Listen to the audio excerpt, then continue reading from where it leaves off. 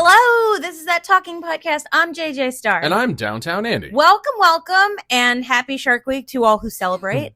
We're here to talk and bring some civil discourse to an otherwise discordant world. And before we talk, I am proud to announce on behalf of the both of us, all three of us actually, that we have moved platforms. We can now be found on Podbean worldwide.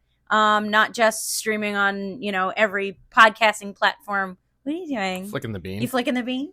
Not just every podcasting platform, but you can find us also streaming on the Podbean app. So download it and give us all of your likes. Yes, flick the bean for us, and yes. Roll that beautiful bean. So our new website, so I don't forget to say it, is now thattalkingpodcast.podbean.com. PODBEAN.com. No more BS. How you? Get it? No more BS. Yeah. No more BS. How you doing? I'll tell you how I'm doing. How you doing? Man goes into cage. Cage goes into salsa. Shark's in the salsa. Our shark. Oh. My arm hurts. I've gone through so much. What have you been going through? What haven't I been going through? I'll tell you, I really do miss doing this from the bed because it was much more comfortable. Yeah. Not that this is uncomfortable, but again, pangs of being professional. There was no video back then. Well, we make different videos from bed now. We don't make any videos. You can subscribe. You make videos in bed. You make, story time videos in bed. I do. Yeah. As much as I want to be in bed, let's do the rules so we can just get right into it. All right, the rules. 3 simple rules for the sake of civility. We have them for us, for you, for everyone, for life. They are life lessons. No judgment, nothing personal, and don't be a dick. And here comes the queen of dicks now. What dick? She doesn't have a dick.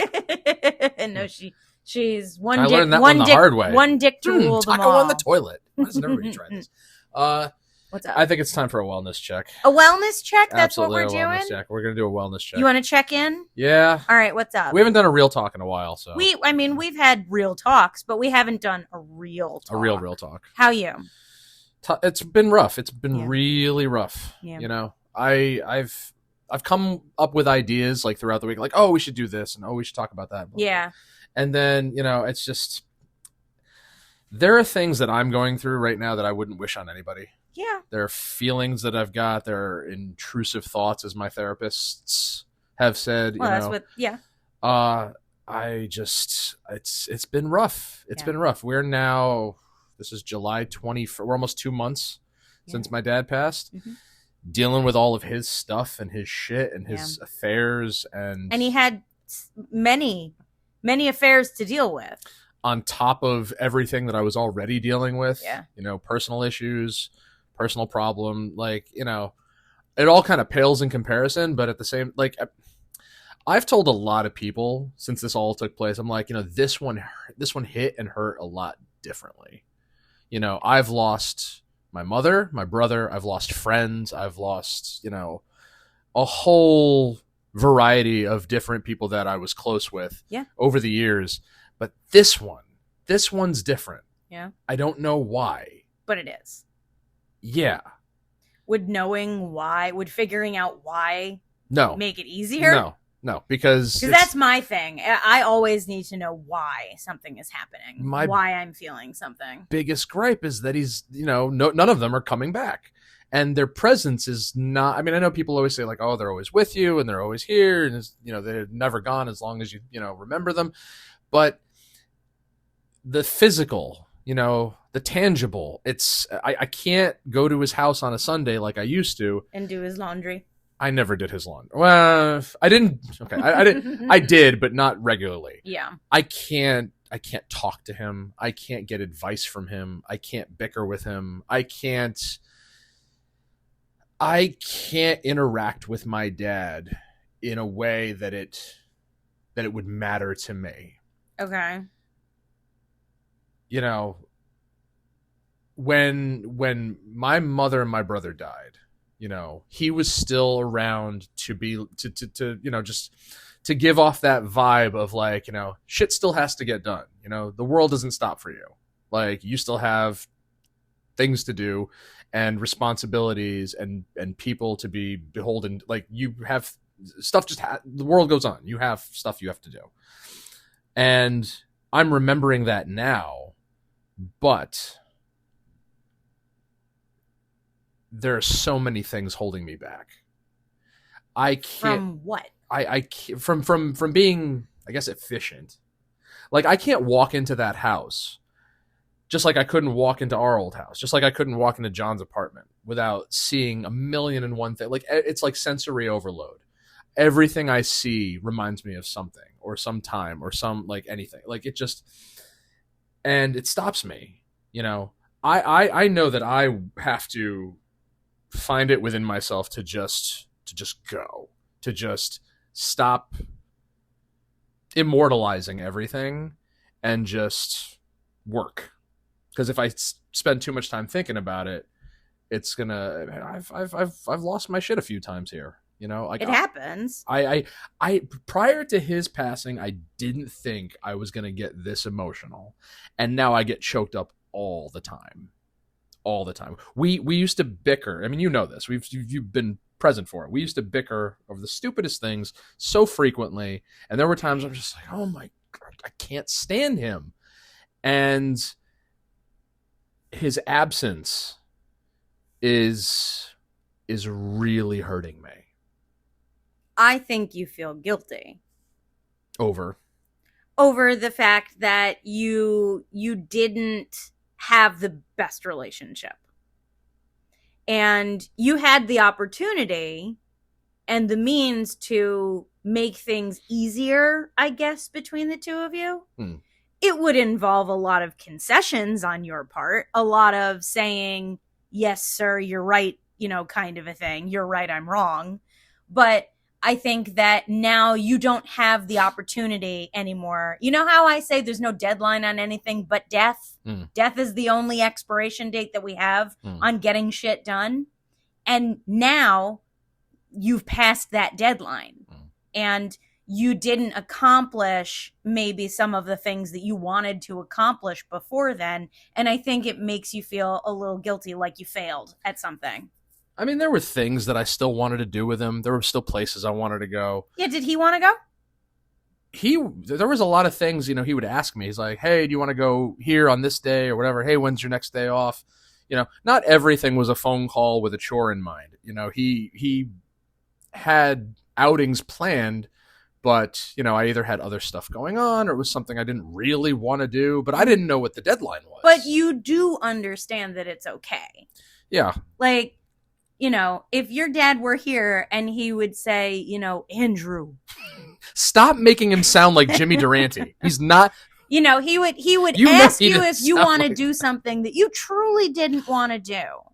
That you saying no thank you is not like, you know, it's not, I don't personally, and this is just my perspective, but it's not the missed opportunity I think that maybe you and a lot of other people might see it as. It's not like, oh shit, woulda, shoulda, coulda kind of a thing. It's like, no, you know, because he could have done things that you wanted to do, but he said no. Yeah. You know, it's like you were being your most genuine selves with each other. Yeah. And that's the thing that you should cherish the most, because the worst thing you could have done is to have, you know, pandered and catered and everything and masked your way through a relationship that wasn't serving either one of you because it was a lie. Which I did for quite a long time. Yeah, and when it comes down to it, that shit is a lie. And you have this emotion, I think, because you do have more good memories than can be outweighed by the bickering and the arguments and the silences and the bad times and everything. And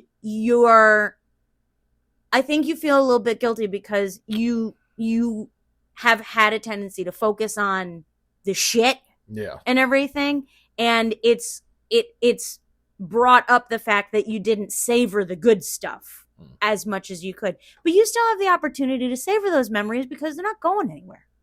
You know? I'm not trying to therapize you. This is just all my personal perspective. I welcome this. Like, I was at the house today, and I came across some stuff, it's like some paperwork and some other things in the house that sparked memories that I hadn't thought about. And it's just like, oh my God, I do remember this, and I remember that, and I remember and then there were certain things that I looked at, I'm like, what was this from? Like, why did we, do this? And it's... I mean, we look through that stack of old photos all the time, and there are people in there you do not know. Yeah. I remember right before his brother, my uncle, moved down to Florida, that was the first time he and I had reconciled in a while. Like, we hadn't been talking up to that point, and Uncle James had said to me, he's like, I'd really like to see my brother before I go. And you have to drive him. Even though I didn't, but, we were civil, and that kind of, led to us starting to talk again. I even told him after the fact, I'm just like, I was civil for James and Loretta, but then again, it went right back to the way it was. We were, seeing each other weekly, and, this way he could see his grandkids. And, but I remember sitting there with them, and you've seen the videos. My great aunt, my grandmother's sister and her husband in the 90s did a series of sit down interview videos. Yeah. Talking about the old days and the family. So life story. And I said to Uncle James, I said, you guys should do things like that so your grandkids have something to watch and remember you guys by. And because I love rewatching those videos. I love sitting around, just like when my grandparents were still alive. I love sitting around and listening to them tell old stories. Yeah. And he looked at me and was just like, why would I bother? My kids don't even come to visit me, or something along those lines. And I'm just like, for the reason I just told you. I mean, fortunately for your kids, they have this podcast. Yes. But this isn't for them. This is for the grandkids. Or for this whoever. Is for the grandkids? Who knows? Sorry. Who knows who's actually going to listen? Listen, within the family, I really don't know who actually listens. And maybe it sounds like a lot of people do. It's probably better off that way. But then, on top of all of this, what couldn't have come at a worse time, as we're recording this, we just learned that Malcolm Jamal Warner died. That's so sad. That's so sad. I told you earlier, I was just thinking of, what was it, the pilot of The Cosby Show? When he and Bill are talking about how he's going to live when he moves out. Yeah. It's so sad. And Connie Francis died last week. And who was that again? Rude. Who was that again? Rude. Help me out here. She was a very famous singer. You can't say rude. Your mother is gish-gorning you right now. Listen, you know how scatterbrained I've been for the last 2 weeks. Well, when we get off the air, I'm going to teach you all about Connie Francis. Good, you do that. I would welcome that. Well, what else? Check in. That's a whole nother thing. Being scatterbrained, trying to focus my attention on so many important things at once, and then forgetting everything in the process. Trying to plan out my days and get a lot of stuff done like I normally would. Yeah. And feeling so inadequate because I don't think I'm doing enough. I mean, you and I have talked at length, of lately, that, the idea of having time enough to do a little bit of nothing. I know you hate doing nothing, but even you have said, it would be nice to really be able to do nothing. And I can tell you, I agree with that. And I agree with it because for almost 2 months now, I would have loved a little bit of time to do nothing. But I actually have not had that opportunity. Because we've been in nonstop whirlwinds. Literally nonstop. Dealing with, funerals and cleaning out the house and everything, the kids' stuff, doctor's appointments, dentist appointments, dog shots, your shots, my shots, my arm hurts. Your chiropractor. All of this nonsense and everything. And it's like there are so few days. The world does not slow down. I mean, that's why, I feel the same way. I feel like I'm not getting nearly enough done because I haven't had the opportunity to throw myself face first into the things I have sought to accomplish. Like, you taught me the value of self-care. Yes. You, like, out of everybody in my life, you're the one who really, like, drove it home. Good. And allowed me to put it into practice over the time that we've been together. Yeah. Which was in a lot of times in conflict with taking care of my dad's affairs while he was still alive. Mm-hmm. You know, he was very demanding in that manner, versus my brother, Mike, who's in charge of most of the decisions now, who's very accommodating, which is kind of a nice break. You know, he's not, I'm expecting, you know, orders like Dad would give if he were still around. And Mike is just like, yeah, when you've got the time, Mm-hmm. you know, because we all have our own lives. Mm-hmm.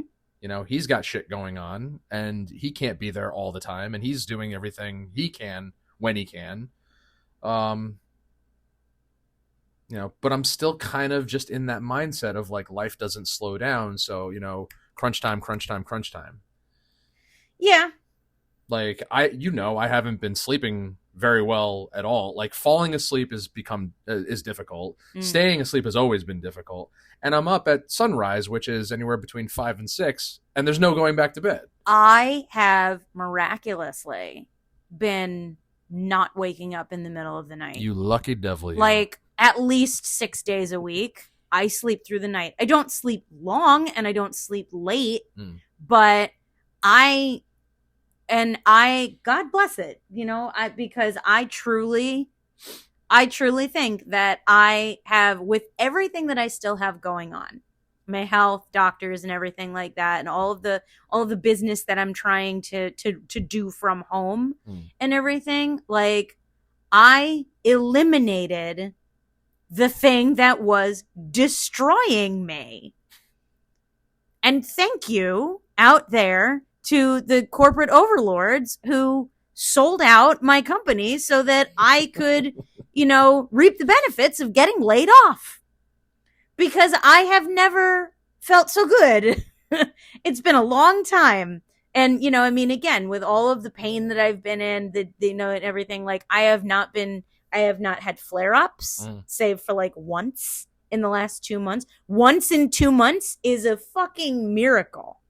And it's I've been able to prioritize self-care to a degree, but enough to sleep through the night. I mean, just as a bystander, you know, it's I can see how less stressed you are. The light back in my eyes. Yes, on a regular basis, because I remember watching you come home, having to swap out the cars when you'd pull in, and it's just like, you were done. Yeah. You were done. You had no energy for anything else. Even the stuff you knew you had to get done. It's just like, oh, God damn it, Blob.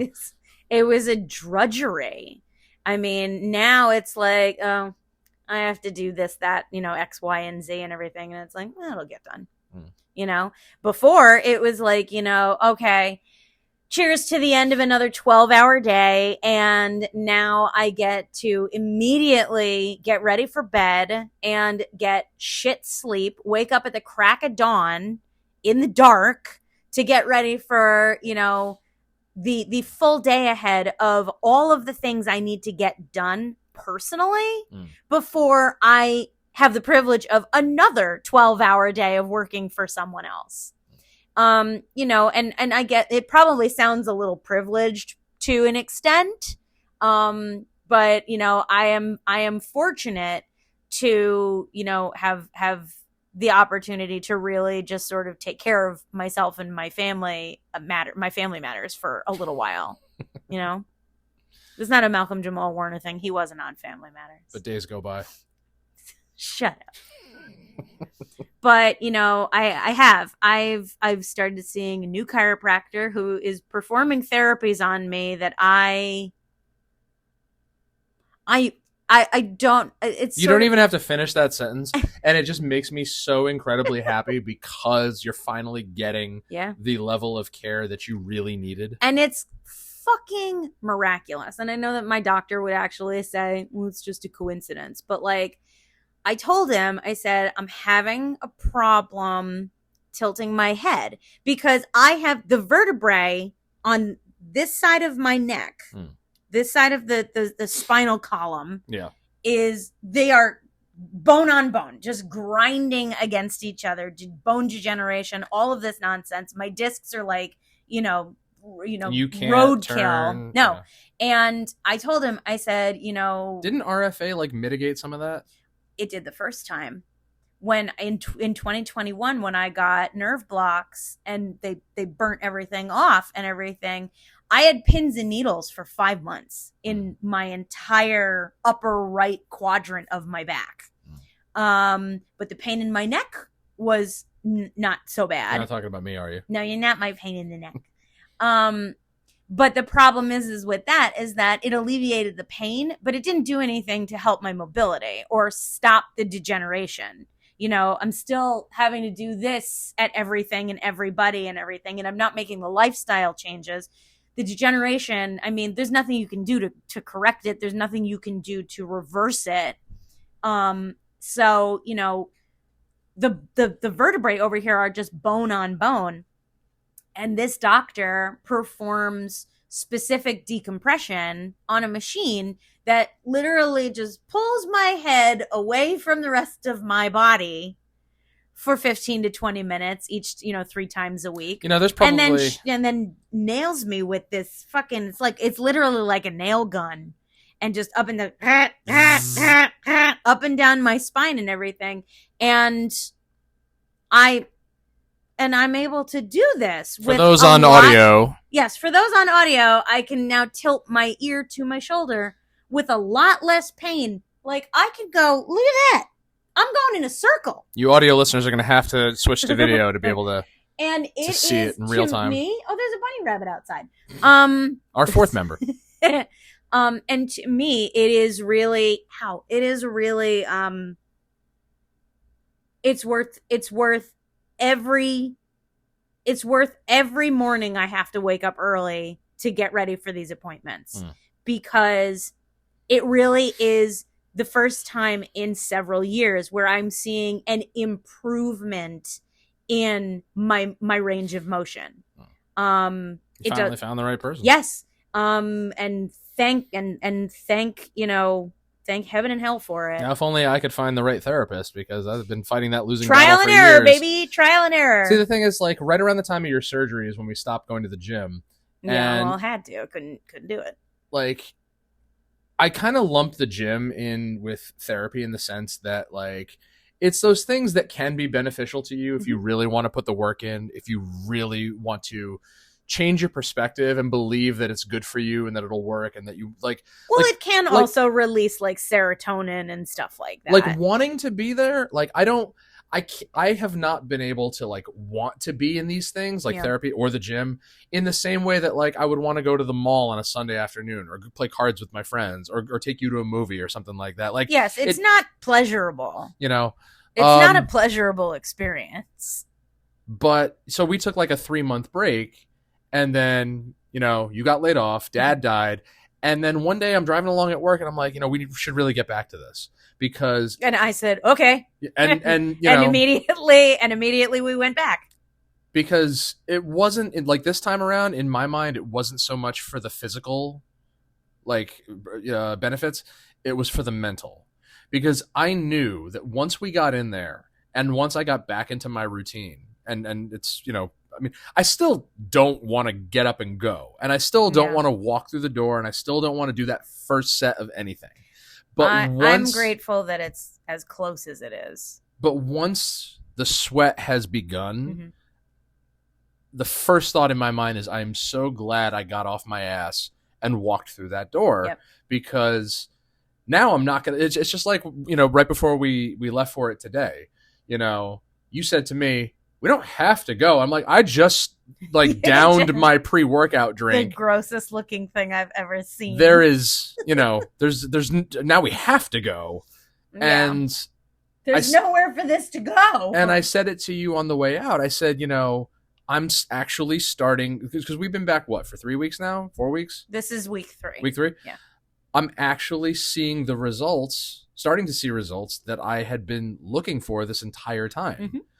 Not just because we've been going consistently, but because I've been pushing myself. Yeah. And not pushing myself to the point of like exhaustion, but pushing myself in the right manner, like not doing too much too quickly. Right. You know, being moderate, you know, looking for consistencies and following through on them.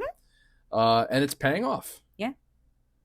And that's the start of it, you know. It really does snowball when you do something that you believe will add to a change that you will find pleasing to your lifestyle. You know, it's easy to say, oh, I need to change my habits. I want this. I want that. I need this. I need that.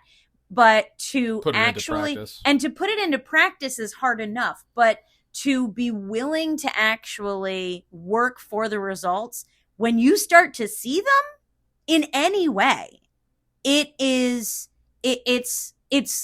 like that's the proof you need. That's the proof in the pudding. That's what you need to ensure that you will keep it up. Like, I still can't believe that I actually managed to quit smoking, because I never thought I would actually do it and keep it off, because there were so many times where I would say to myself, I don't want to. Yeah. I enjoy this. Why would I stop? I don't, you know, it's not causing me any, you know, don't say it's not affecting you. Evidentiary, you know, detriment at the moment. I don't have cancer yet. Right. And then, you know, one day I said enough is enough, and I put it down, and that was 2.5 years ago. Yeah. And it still doesn't, like most other things, it still doesn't feel real. Yeah. Like, I can't believe I'm not stopping at the gas station every 2 to 3 days to get a pack. And I can't believe that I'm not, you know, having one first thing in the morning, having one before bed, stopping throughout the day to have a couple here and there, having them with drinks at the bar. Like, maybe that's why you are a little bit more, what's the word? A little bit more argumentative when it comes to walking the dog, because you would have a cigarette, you would take the dog out because you were going out for a cigarette. See, I don't even remember that anymore. Oh, no? I don't remember smoking with, like, you know, the leash in the other hand. Oh, yeah. Like, I have no recollection of that. You would be like, I'm going to go out for a cigarette, and you would just take the dog with you. I remember standing out under the awning with you, like, during rainstorms, and having one to the left while you had a joint to the right. Yeah. Yeah. So it didn't blow in your face, because I'm considerate. And I don't like weed. No. Sue me. But, what was I going to say?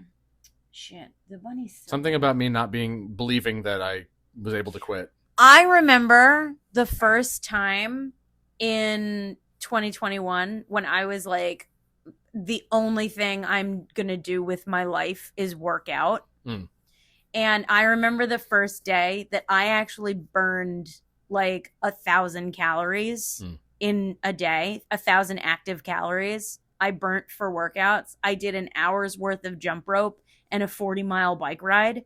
And I was just like, well, shit, I can do that every day. You know, you still have that skip it over there. I know, but I don't have the ankles for it right now. You have beautiful ankles. I don't have the ankles for it right now. You can ask my rheumatologist about that one. But I remember, you know, being like, oh, shit, I can do this every day. This is not difficult to do. I wonder if anybody's going to get that reference. And that was the proof in the pudding for me. Was now I realize that I actually can do this. You mean now, all that pudding that you've made and put in the fridge? My health has taken a nosedive since then, my physical health. So I have to work my way back up to it. But I know that it's possible. You're talking since 2021. Yes. Yeah. You've been around for that. You've watched my health take a nosedive. I have been through several procedures requiring general anesthesia. Yes, and there are more to come. And there are more to come. There are more to come. Send, you know, don't send flowers. Don't send candy. We got enough jelly beans. Send us your tax money, because we just learned today that you can pay somebody else's taxes in Connecticut. So anyone who would like to contribute to our property taxes, just type in our name on the website and feel free. Even though don't do it now, because actually no, there is still some on there for the next. Anyway, you said it, not me. But you know, I I haven't been stressed in the same way, but I still feel like I haven't settled in yet because I haven't had the chance to. I have not had the opportunity to just take a couple of days and just be like, okay, I am at home. I have things I want to be working on. Now, how do I integrate them into my day and still make the time for myself? And I'm still trying to get my footing with that, because as soon as I start to work on it, I have to get up and I have to go somewhere. I have to get up and I have to do something. I have to get up and I have to perform chores and stuff like that. It's like, I would love the opportunity to just relax. Well, that day was an entire shitstorm. Like that is a day that will live in infamy, because it was the last, May 31st was the last day of my week off. Mm-hmm. It was the day you went to work to get all your stuff and say your goodbyes. Yep. You know, I'm sitting because it was my day to myself. Yep. Because, you know, it's like, all right, you've got things to do. I'm just going to veg out and relax. Mm-hmm. Before getting ready for a show. I had a gig that night, and, you know, I was supposed to go to see Dad the next day because he gave me a list of errands to run for him throughout the week. He's like, "Oh, get me this, this, and that." Because he was in the hospital. He had been in the hospital. He was home at this point. Yeah. And he's like, "I need you to stop by the hearing aid place. I need you to go here and get this thing." And I'm like, "Okay, I'll bring Henry on Sunday and, you know, get all your stuff for you." And then just as I was getting up to get ready for the gig is when I got the call. Yep. And, you know, I mean, you've seen me cry, but I don't think you had seen me break down like that. Mm. And it all happened so, like, you know, I've spent so much time since then thinking to myself, like, what was I doing, like, when it actually happened? Like, you were tuning your guitar. You were tuning your bass.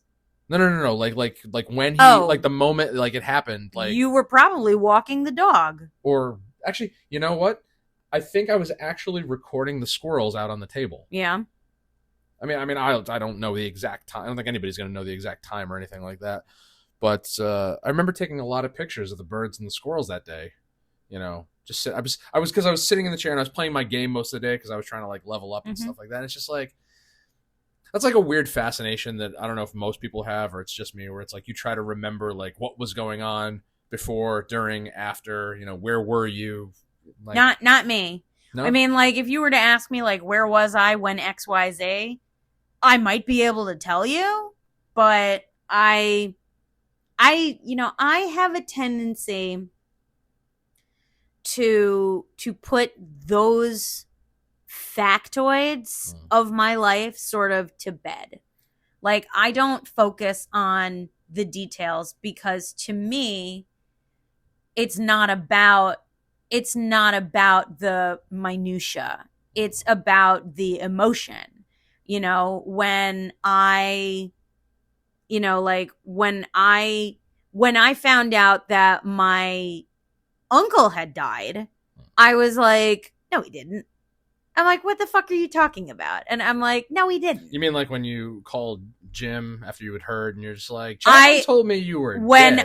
Yes, all right, because I saw Jim on the day before, on Monday night, and then he died on Tuesday morning. He did not wake up, apparently, on Tuesday morning.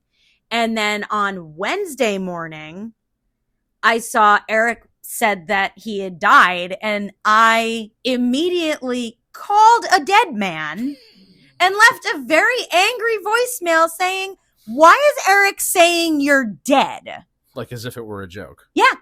And I was pissed. I collapsed. We both knew Jim pretty well. I don't think he would have. But I was. Or would he? I was furious. I was absolutely furious. They say there's 5 stages of grieving, and anger is one of them. I stayed in anger real hard for a very long time. I say a very long time, like several days. I kept reverting back to being furious. And I was texting him, again, texting a dead man, being like, what the fuck? And I was just like, I'm not okay with this. I'm not okay that you did this. And I'm like, who the fuck do you think you are? because you get me to go. This was the first time since COVID started, since quarantine initiated, that I really felt comfortable, like, yeah, let's go hang out with anybody. I had been very hesitant to leave and very hesitant to be around people because my immune system was not, it was real hinky and everything, and I didn't know what was going on. So, we had been talking, and, finally, I was just like, you know what the hell? Yeah, we'll go. And we went, and Starbucks was empty. So I was like, well, good, we're fine. Yeah. And we sat there, and wait, was it the Starbucks next to where he used to work? Next to where I used to work, yeah, right on Mill Plain there. Yeah. And we sat there for 6 fucking hours. And just, sort of relearning everything because we hadn't talked for 2 years. He wasn't still working at Desert Moon, was he? I don't believe he was working anywhere. And then he was large man in an apron. And then he said, he's like, let's get a drink later in the week. And I'm like, sure. And he drove me home. And then he texted me when he got to the gym. And he texted me, a couple pictures of what he was, who he was sparring with and stuff like that. And I'm like, lol, and everything. And then 24 hours go by, and I'm like, he's just playing it cool. He's not going to text me all day like he used to and everything. And that's fucking fine with me. And then to find out that the man died, it took me a long time to recover from that. It did. But I don't remember, I don't remember the things like, what was I doing when I found out, Really? I don't remember those things. I remember exactly where I was, and, I was in my living room. That's all I remember. I was in my living room because I fell down. But I don't, I don't focus on those things, but I remember exactly how I felt. Well, because the reason I say that is because those places and those things and those moments are all triggers for me, because if I come across them again, it's going to remind me of those times and those feelings. And it's just whether I want them to or not, they're always there. But if you focus on if you focus you were, you were sitting on the sofa when you found out, you were tuning your bass when you found out, you were, noodling some of the songs you were going to play when you found out and everything, it's up to you to compartmentalize that stuff. And maybe it's not for everybody, and I understand that, but it's if you don't compartmentalize that stuff, then every time you do those things, what's to stop it from reminding you of when you found out? That's gonna prevent you from truly living and existing and doing those things. I mean, it may be just me, probably not, but the will to alter how I react to these things, it's what is that saying about the mind is willing but the flesh is weak, or something like that? What do you mean? What does it say? What do you mean? What does it say though? What do you mean? What do you mean? What do you mean? What do you mean? What do you mean? Do you? It's just I want to get back to the way I was. I want to be healthy. I want to be aware of my surroundings. I want to, get my faculties back and everything. It's just but, I don't know if I've mentioned this in the podcast or not yet. We've talked about this, but I was already very, very lethargic before my dad died, and I couldn't figure out why. I just wasn't feeling work. I wasn't feeling the band. I wasn't feeling, that's depression, relationships, but I couldn't understand where it was coming from. It could have been anything. It could have been a chemical imbalance. And everything that's happened since then has just exacerbated it. And well, that's because it's been happening nonstop. There hasn't been time for that self-care that you want to prioritize. like right now, I want to do nothing. I want to go nowhere. I want to be, this is a title of a book, but I need time to be useless. But do you want that for the sake of self-care or because of the apathy and lethargy? I want it for the sake of having the time to be forgotten and then to reemerge when I feel appropriate. Like, to just I can back fall that off play. the face of the earth. Can I come? Of course. Okay. And, when I'm ready to come, like, when my mother died, I had been making plans to go to Tennessee. Mm. And so, I mean, that was more supposed to be a vacation than anything else. Yeah. But I had just started working in the office I'm in now. And I'm just like, under the guise of like, hey, my mother just died. And, like, I didn't tell them that like I was going for her or anything. I'm just like, I've already made these plans. Like, I'm going to be out of town. And I went, and it helped in that sense because it's like, I need to get away from everything that I'm familiar with and used to, so I can stop compartmentalizing what I'm feeling about the loss of my mother. Mm-hmm. But then upon returning, it's like, again, I knew that life was going to go on, that there were things that would still have to be done. It wasn't easy, but for some, like in my mind, it seemed, in retrospect, seemed easier than what's going on right now. See, and to me, that just from what you're saying to me right now in this instance, my brain wants to take it with both hands and reframe it. And it's, because like, it's not the idea that life will go on, life needs to go on, despite the feeling, despite the pain, and despite everything else that is eating away at you Pac-Man style and everything, instead of thinking, but everything else still needs to happen. It's like, but everything will happen and it will be there, like you don't have to, you are not obligated to soldier on. You're not. I know that, maybe it's a part of, the way you were brought up. Maybe it's being around, the type of, people or the type of men that you have been around your whole life and everything. But you're not obligated to soldier on.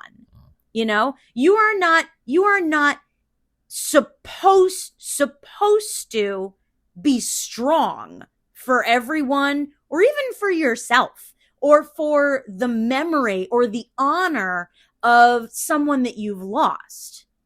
I spent a good several months being very angry at a dead man. And I would call a dead man and leave him voicemails. I'm not crazy. I knew he was dead, but I would call him and I would leave him voicemails and explain to him that it wasn't cool. that I felt tricked. And when I stopped being mad at him, I started being mad at the universe. Because I'm like, now I get it. I was framing my mind in the complete wrong way. And the universe got so sick and tired of me doing this to myself that they smacked me in the face with the death of someone that I absolutely cared about through and through. And I told you, I blamed myself for his death. That if I hadn't have been such a moron, that the universe would not have saw fit to strike down my friend. But they had to make a really big point. The universe did. And that's why they picked Jim. And I retreated away from people like you. I didn't want to talk to people because I felt guilty about being the reason why they didn't have him anymore. and I felt like everyone was going to hate me. And maybe that sounds stupid to a lot of people, but I was absolutely convinced. I'm like, the universe took Jim away, and they didn't just do it to me. They took him away from everybody, and it's my fault. You don't still believe that, though. No, I have worked it out and everything. And I mean, I'd be lying. The reason why I don't believe it anymore, because I have gotten the signs that I need to understand that it wasn't my fault, and that I am blameless in this. I would be lying if I said that, there haven't been times where I felt like it's been my fault that, my brother is gone, or now that my father is gone. Like, I was reading over old texts between John and I today that I had hung on to, and there were a lot of things in those texts that he was 100% correct about. Even in his, condition at the time, he had made it very apparent to me that, life was not going to be easy post, once we got rid of the store. Right. And that the real world was not going to be as easy on me as, he or my father would, being, my brother and father and my employers. Yeah. Absolutely 100% right. Mm-hmm. And I so badly want to be able to tell him that and say you were right and I was wrong, and go back and do things differently. But you can't. You can't go back. I know. You can't go back, but you can put it out there. You can put it out there. You can, people believe in the power of prayer, but like, what if instead of praying to God, you pray to your brother? You say, hey, all the time. Turns out you were fucking right. All the time. And it should, in a way, bring a sort of lightness to you, to understand, not just to say it, but to really understand in your guts that, it's not your fault. No one blames you, and it's okay. And and it's like, and it doesn't mean that you shouldn't feel however you're going to feel about it. You're going to feel however the fuck you're going to feel about it. He said in one of those texts, he goes, I was like, do you want to come over? I'll cook. Or do you want to meet me somewhere or whatever? And he goes, no, but if you go to McDonald's and get me a number one with a Coke and a pack of cigarettes, I'll get you one too.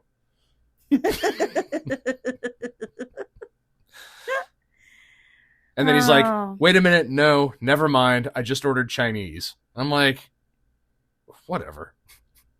I apologized to my uncle at his funeral. I apologized, not because I thought I did anything wrong, because I don't believe I did anything wrong. But I told him, I said, I'm sorry that, we were both too stubborn to, realize that we were being manipulated and stuff like that, because, it wasn't necessary to hold that grudge. It wasn't necessary. I was a fucking teenager, it wasn't necessary for us to hold that grudge.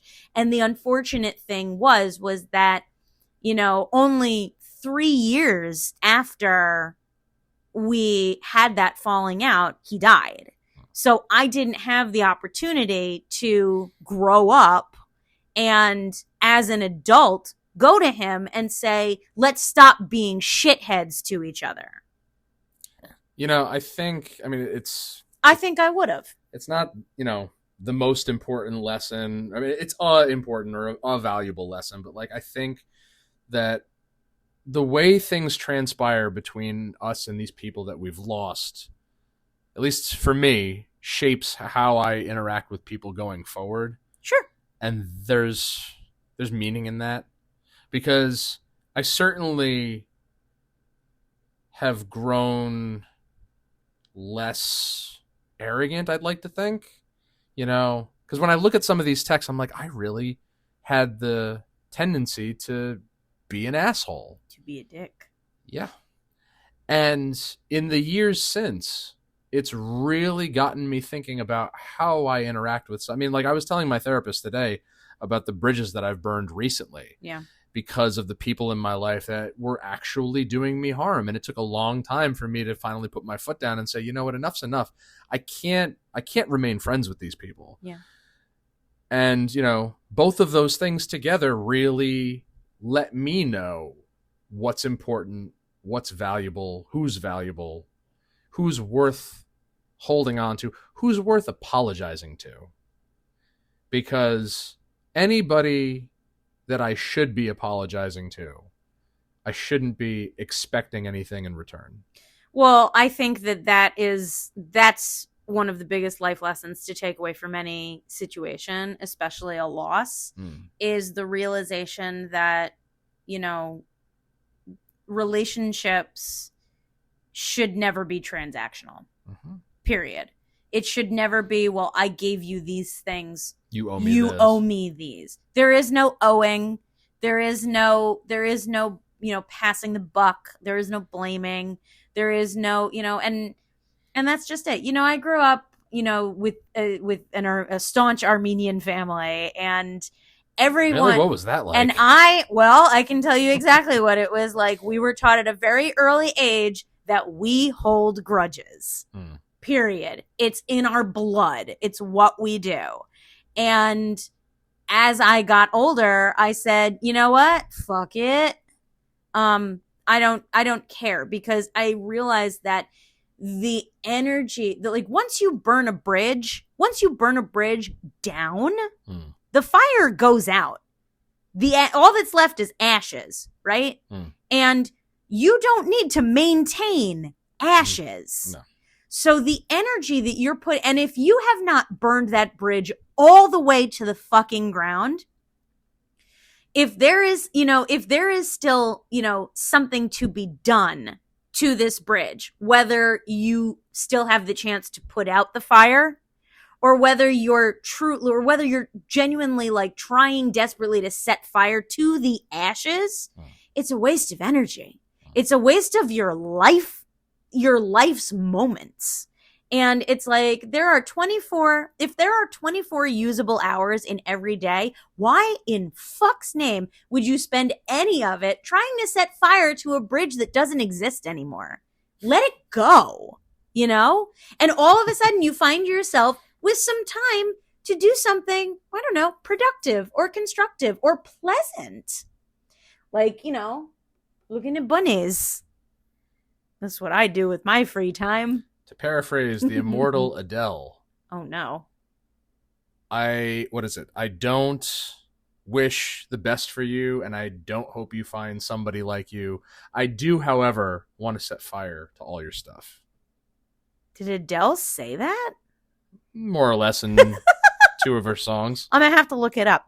Well, it wasn't funny, but this was a good talk.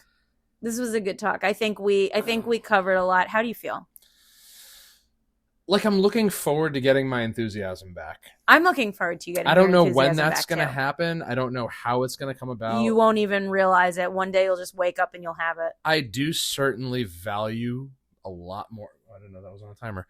I value the time with friends and family a lot more now. Yeah. I'd really like my anxiety to kind of go fuck off. That comes with time too. But thanks for letting me get all this out. Well, I got some stuff out too, so thanks for letting me do it too. And thank you out there in podcast land for tuning in. Again, we have moved. We've moved. Big sign in the window. You can now find us on Podbean and all of its affiliated platforms, streaming everywhere you can find your podcasts. And you can find our new website, thattalkingpodcast.podbean.com, Podbean. And please visit our website and give a little like to our episodes. What kind of bean is in the logo? Is it a coffee bean? Is it a lima bean? You know what? Bean? I haven't seen the bean, but I think if it's my bean, it's definitely a coffee bean. Is it a jumping bean? It's a jelly bean. Oh, what do you got to plug? Eric just had his 1-year anniversary. Yes, thank you to everyone who made the 1-year anniversary of the grand opening of Coat of Arms Tattoo in Bethel, Connecticut a monumental success. I'm one of them. I did this. I had I'm for anyone not on video, I got a little snake tattooed on me, little sneaky snake. Thank you, Eric, for that. Thank you to all of the other delightful gents and ladies at Coat of Arms. Please check them out on social media. I need an Eric tattoo. You do. So I've been hearing his name from people for 20 plus years. You've sat there watching me get tattooed. Yep, and I need something. Well, we'll make that happen. And yes, find Coat of Arms Tattoo. Also, find us on social media, DT Andy and JJ Star with 2 R's on Instagram, on YouTube. You can find us on TikTok. And if you would like to get in touch with us, please shoot us an email, DT Andy and JJ Star with 2 R's at gmail.com. So it's DT Andy and JJ Star at gmail.com. You can send us your messages there. Instead of shooting us a text now, you can send us, comments, questions, concerns for our well-being, future conversations you'd like to hear us, topics for conversation, or if perhaps you'd like to join the conversation. And what do you have to plug? Tax Collectors and Harlots have the Rat's Nest Run-In coming up. Heck yeah, heck August 14th through the 17th, I believe. Yeah, Thursday through Sunday. The Blackthorn Resort in East Durham, New York. We are on that Thursday, the 14th at 3 o'clock. Friday, the 15th at 2:30. Yep. Saturday and Sunday, the 16th and 17th at noon. It's going to be a good time. Lots of cool stuff there. Pin-up contests, burlesque shows, Burnouts, burnout pits, and everything. Lots of cool shit. Is there a haunted house? Remember we texted Goolsby about it. We're just like, man, you should come to a video shoot here. Yeah. And if you, if it's hot enough, they got the water park up there too. They also got soup containers full of alcohol. Yeah, they've got really big drinks there. So if you like to drink, you like rat rods, you like punk rock, go. Make the drive into bumfuck New York and enjoy the show. Come hang out with us. Heck yeah. It's going to be a good time. So find Tax Collectors and Harlots on social media. Find Love Hard Art on social media. Love Hard is going to be at the New York Blood and Ink Convention coming up. It's going to be here before we even fucking know it. It's October 4th, 5th, and 6th at the Westchester Center, the County Center in White Plains, New York. I need to find Jason Marsden this time because I don't know that he's going to be there. I need to stand next to somebody that I am younger than and taller than, because the older boy is now 2 inches taller than me. Well, next on Monday, actually, not this coming Monday, but a week from Monday, is when the new updated King of the Hill comes out. So you'll have to watch that with me. So in the event that Kathy Najimy comes back, that you can actually, admire her for her work. Yeah, I'm going to have some words for her this time around.